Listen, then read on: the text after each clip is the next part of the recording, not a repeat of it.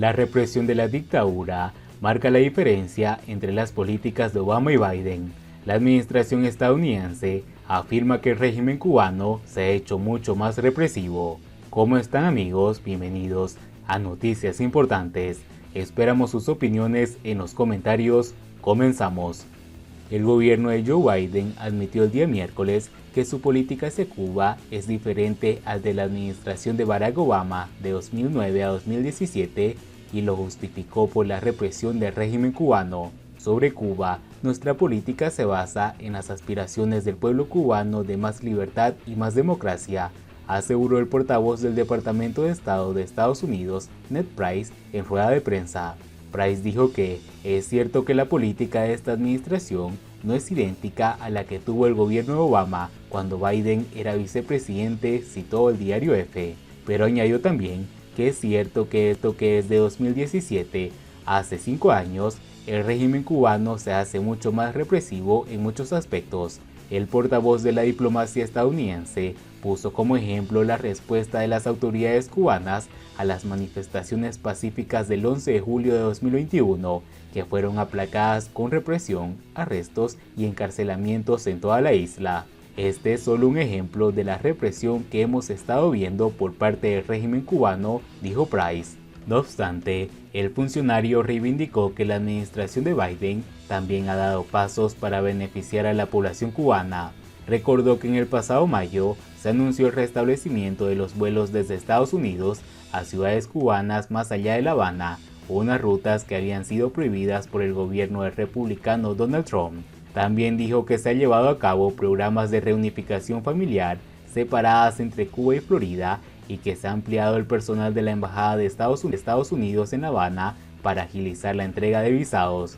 Joe Biden prometió durante su campaña hacia la presidencia una apertura con La Habana tras 4 años de duras políticas de Donald Trump hacia la dictadura cubana, pero que según los expertos sigue lejos de la política de deshielo que inició el 2014 Barack Obama, quien restableció relaciones diplomáticas con La Habana.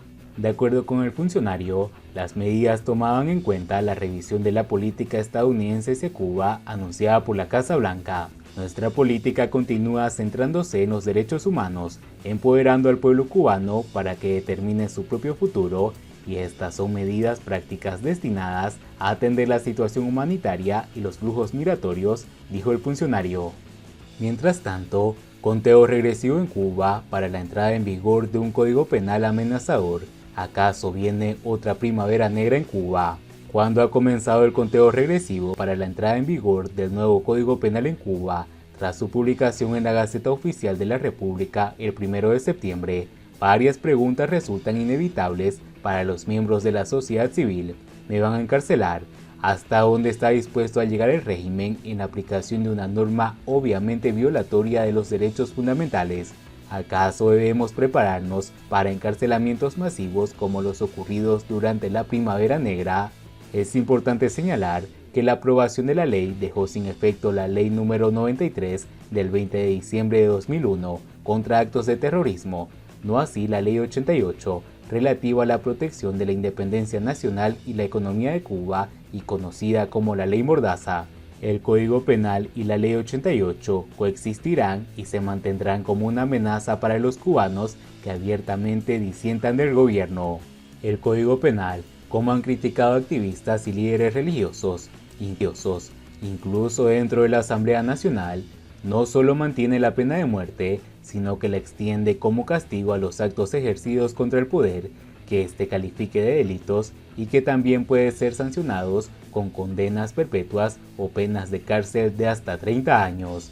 En este video nos centraremos en los 2 artículos que de manera más directa arremeten contra la sociedad civil cubana, el 120 y el 143, que prevén penas de 4 y 10 años de privación de libertad. Artículo 120. Ejercicio arbitrario de derechos y o libertades constitucionales. Quien quiera con las finalidades expresadas en el apartado 1 del artículo anterior, ejercite abiertamente cualquier derecho o libertad reconocido en la Constitución de la República o ponga en peligro el orden constitucional y el normal funcionamiento del Estado y el gobierno cubano, incurre en una sanción de privación de libertad de 4 a 10 años. mientras que el artículo 43, otros delitos contra la seguridad del Estado, quien, por sí o en representación de organizaciones no gubernamentales, instituciones de carácter internacional, formas asociativas o cualquier persona natural o jurídica del país o de un Estado extranjero, apoye, fomente, financie, provea, reciba o tenga en su poder fondos, recursos materiales o financieros con el propósito de sufragar actividades contra el Estado cubano y su orden constitucional, incurre en sanción de privación de libertad de 4 a 10 años. Ambos son de naturaleza puramente política. El primero ataca a la persona y el entorno de su derecho político. El segundo, las relaciones de asistencia y financiamiento que necesita cada organización para el cumplimiento de los objetivos lícitos que se trace. Hasta ahora, el régimen ha intentado procesar y encarcelar a opositores, activistas y periodistas independientes cubanos por delitos comunes, para evitarse rendir cuentas ante organismos internacionales sobre el número de presos políticos y presos de conciencia. De hecho, el discurso oficial niega la existencia de presos políticos en Cuba. Recurrir a delitos como los recogidos en el artículo 120 y 143 para poner tras las rejas a los miembros de la sociedad civil cubana implicará reconocer tácitamente que sí hay presos por motivos políticos en la isla. El Código Penal, que pronto entrará en vigor, ya había sido criticado dentro y fuera de Cuba cuando aún era un anteproyecto, y el régimen sabe que las distintas relatorías de Naciones Unidas arreciarán las denuncias con las violaciones de los derechos humanos ante una eventual ola de encarcelamientos por los delitos citados.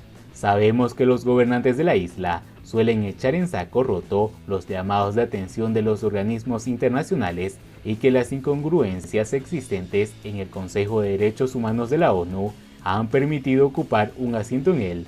Pero incluso el régimen cubano prefiere estar fuera del foco de las críticas, sobre todo en un momento en el que el país atraviesa su peor crisis y el pueblo ha empezado a perder la paciencia. Si encarcelar a 75 opositores y periodistas independientes en 2003 hizo perder el apoyo al régimen a nivel internacional, hacerlo ahora estaría dándole más munición a los miembros del Parlamento Europeo que exigen la suspensión del acuerdo de diálogo político y cooperación con la Unión Europea. Por otra parte, ambos artículos, y no los únicos, son contrarios al derecho internacional, otro argumento en contra de su aplicación. Pero, luego de lo expuesto anteriormente, ¿acaso significa que el régimen cubano se abstendrá de usarlos contra la sociedad civil? Afirmar eso sería ingenuo. El Código Penal no fue aprobado como un elemento decorativo, mucho antes de su entrada en vigor e incluso de su publicación en la Gaceta de la República, que marcó el inicio del plazo de 90 días para que tenga una eficacia como herramienta jurídica. La seguridad del Estado lo ha usado para amenazar a activistas, opositores y periodistas independientes. Si bien el principal uso práctico de toda la norma es dinosaurio, eso no quiere decir que los mencionados artículos no se aplicarán, sino que esa aplicación muy probablemente será selectiva. El blanco será, fundamentalmente, las figuras más incómodas, cuya encarcelación, además de neutralizar su liderazgo, pueden amedrentar a otros. El escenario en el que con mayor probabilidad el régimen podría verse obligado al empleo masivo de su nueva herramienta legal es un estallido como el del 11 de julio, pues ya ha demostrado que su única respuesta ante el creciente descontento popular en Cuba es su presión y no la solución de los problemas que generan el descontento. Y bien amigos, así vamos terminando las noticias importantes del día de hoy. Por favor, nos ayudarían mucho compartiendo las noticias y así poder informar a muchas más personas de la verdadera realidad en Cuba. Patria y vida mis hermanos, nos vemos.